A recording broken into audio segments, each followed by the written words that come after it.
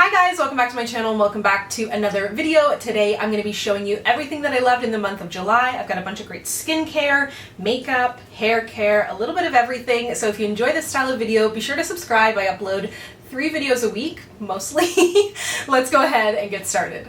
Let's talk about a makeup item that I absolutely loved, and I used this in my Makeup by Mario review, which I will have linked down below, but this kind of combination and these colors in general are so gorgeous, and I'm so excited that I didn't buy a peach blush. Well, I did, and then I returned it. So this is the Makeup by Mario Soft Pop Powder Blush in the shade Poppy Pink, and as you can see, it is just truly like this hot pink, beautiful, beautiful pink shade with a bit of depth in it.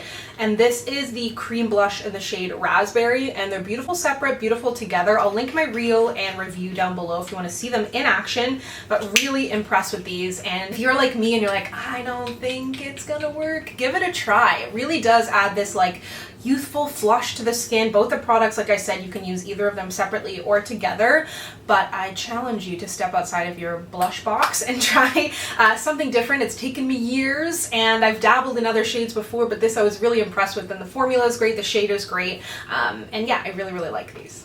And then up next from e.l.f., I was so impressed with this mascara. They came out with the mascara last year, or was it early this year, that I really, really liked. I really did not like any of e.l.f.'s mascaras, like, and I'm talking about e.l.f. when e.l.f. cost $1. Back in my day when e.l.f. cost $1, the mascaras were no good. Now they're great. I'm in a weird mood. This is a really good mascara. It's the e.l.f. Big Mood. I'm like, I have no words to describe what just came out of my mouth, but I really, really like this. Tons and tons of volume, tons of length. Like, this mascara gives my lashes wha-bam. Like, every time I've worn this, especially when I have no mascara on and I really take the time to go in there, this gives me some of the craziest lashes I've ever had. Like, they are booming. Really, really so good. Love e.l.f.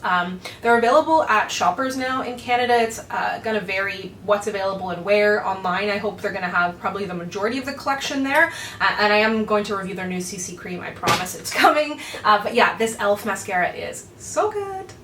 I've rediscovered this Makeup Forever concealer, and I think the reason that I never fell in love with it when I first got it was that I probably used it once, and I think at the time I might have been addicted to my Too Faced Better Than, what is that? No, not Better Than Sex concealer. Born This Way concealer. I knew it began with a B. But that I was obsessed with at a time, and I kind of become obsessed with concealers, and then I'll use it for upwards of a year and then move on. You know, it was Shape Tape, then it was, or sorry, for me, the biggest progression I think of my, like the most significant concealers in my life, I know you're dying to know, the NARS one, the Radiant Creamy, I remember sticking with that for a long time. Before that it was MAC Conceal and whatever. Can't even remember anymore. It came in a glass bottle and I would drop it and smash it every so often. It was devastating. Shape Tape, Too Faced, Born This Way, and then Makeup Forever Matte Velvet Skin is stealing the show for me right now.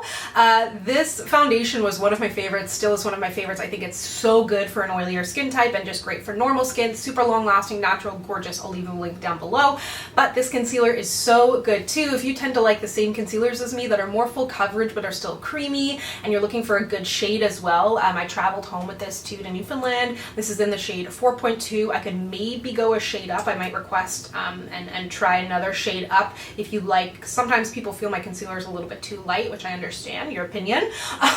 But yeah, sometimes I like to go a little lighter on the eyes and sometimes I like to go a little bit more close to my skin tone, so I might try the next shade up. But if you're looking for a great concealer, this is such a good one. Makeup Forever almost never misses with their complexion products. For powder, I actually just picked up their liquid bronzer, so I'm really, really excited. And in picking up their liquid bronzer, I decided to grab another shade of this in a lighter shade to use under my eyes, which I thought, again, was significant because I really like it so much. This is a Glossier Wowder. I think that if you're somebody who doesn't like powder, you like a lightweight powder, you don't like your foundations to look too matte, or if you're not into like setting with a translucent powder or powder foundation like that, this is such a good powder. I wouldn't say that it's like oil controlling or gonna lock things in place, but it's a great powder to set things if you want your skin to look really, really skin-like. And I like how they label it too. It's in Wowder G5, G7. I don't think I've ever actually reviewed the Glossier tint. I did a whole video testing it out, and I think I showed how it looked at the end of the day even, but that was kind of, it was right before Halloween, I remember, because in that video, I remember finishing it up and going and eating the Halloween candy that I bought for myself. But anyways, if you would like to see a full review of the Glossier tint and this powder in action, let me know, and I will have a new Glossier video coming up. But this is such a good powder, and if you are looking to dip your toes in Glossier, this is a great item to pick up, especially if you like, say, the Pat McGrath loose powder or the Charlotte Tilbury pressed powder, the airbrush ones, those style of powders. This is definitely up there too. This is newer to me, but I've used it now a few times and I really, really like it. This is from Catrice, and they've come out with some skincare. This is their Sensitive Moisturizing Serum Milk with 2%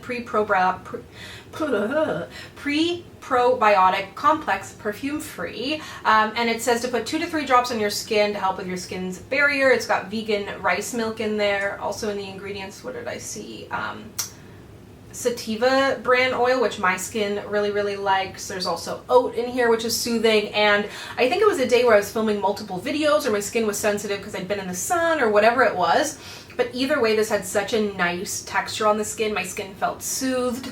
I wouldn't say that it necessarily, I didn't have any redness on my skin, but it felt like my skin looked red, and it took that feeling away of almost like kind of a light burning on the skin, just some extra sensitivity.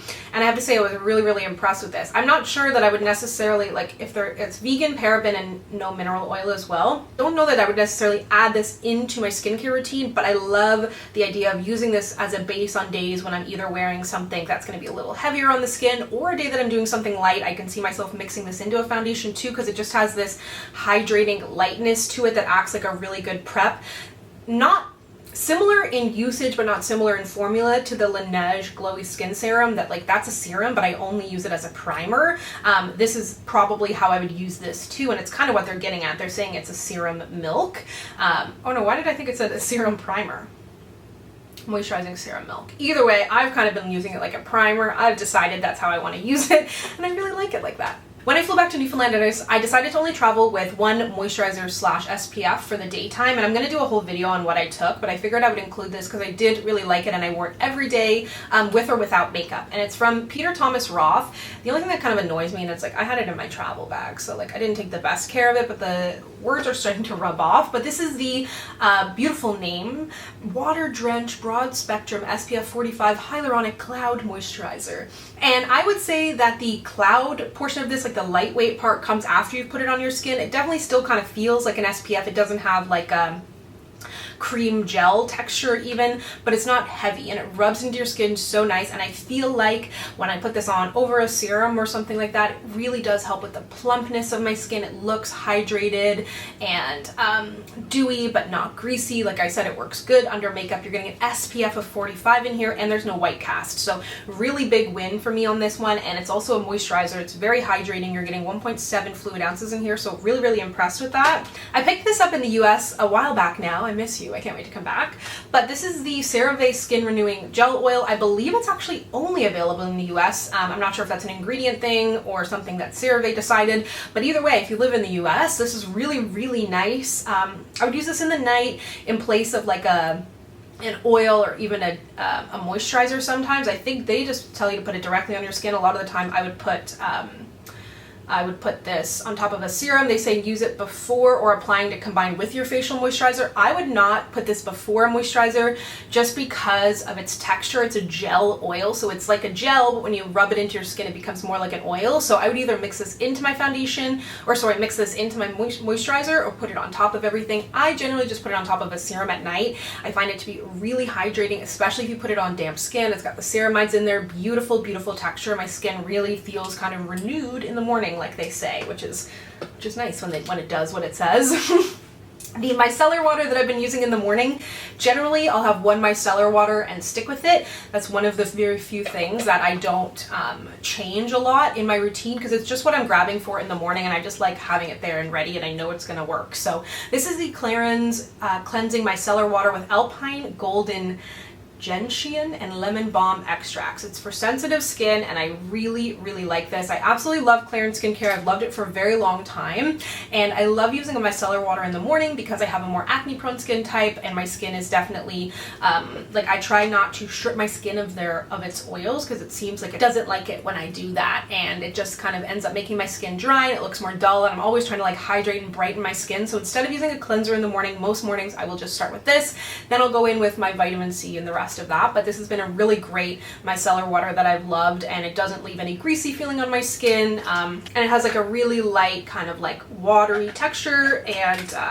yeah, really great option from Clarins. I have two hair products that I want to chat about. I was talking about this on Instagram, so I figured I would update you. I really love this.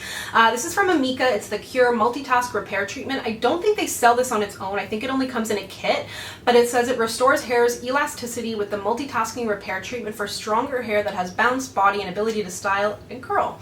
And I found that my hair, I really avoided protein products because I remember someone saying many moons ago that you could put too much protein in your hair, and then I got scared of protein and stopped using it altogether. So now I'm starting to use it again, and this has been a really great treatment. You can either use this as a 1-minute treatment after you shampoo and condition and rinse it out, or you can leave it in as a leave-in. Yesterday, it's kind of something different. I put this in the evening and I brushed out my hair. I added a little bit of water, and then I put this in and left it in overnight, and then washed my hair this morning. My curls have a little bit more life and bounce. I'm not gonna lie, I haven't been doing a great job taking care of them lately, and I need to nurse them back to life. So this has been a really great help. And then something that I traveled with and absolutely love, I love this line, and I love it even more now that they've rebranded. I think it's so pretty. That was one problem I had with this line when it launched. I was like, it just doesn't celebrate the beauty of curls, and now it really does. So this is Pantene Pro V Gold Series, which is made for curly hair. It's now available in Canada as of last year, which is so exciting. Seen it at Walmart, so it's affordable. This is a cleansing conditioner, aka a co-wash, or you may see it show up as like different things. It says biotin and kukui nut oil in there. Cleanses and conditions, low lather, sulfate free, paraben free, and basically I'll use this in place of using shampoo and conditioner every time I do my hair. So if I wash my hair during the week, I'm going to use a co-wash or a cleansing conditioner instead of a shampoo and conditioner, and this is such a good one. It helps me detangle my hair. My hair feels cleaner, it feels softer. It's got the biotin in there, which I really appreciate, and you use it on wet hair, then you gently massage it in, I'll then detangle and then rinse it out, and that's it. That's why it's, first of all, so good to travel with, because it's one bottle instead of two, especially if I'm not going for a long period of time and I'm not going to need to fully shampoo my hair. Like, I can get away with it with curls. I don't want to strip them.